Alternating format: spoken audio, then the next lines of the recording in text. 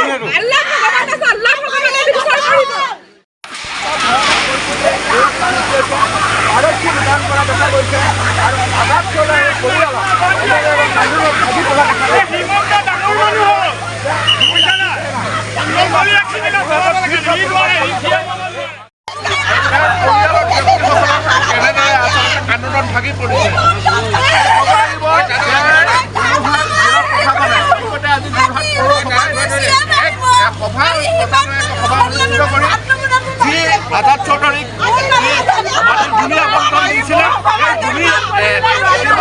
Cancel কৰি পেলাই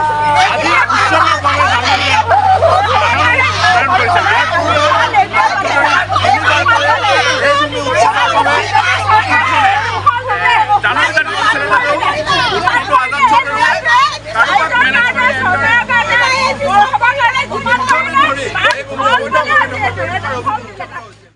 যিকোনো খবৰ আৰু বিজ্ঞাপনৰ বাবে যোগাযোগ কৰক 7896121996 লগতে 7002537271।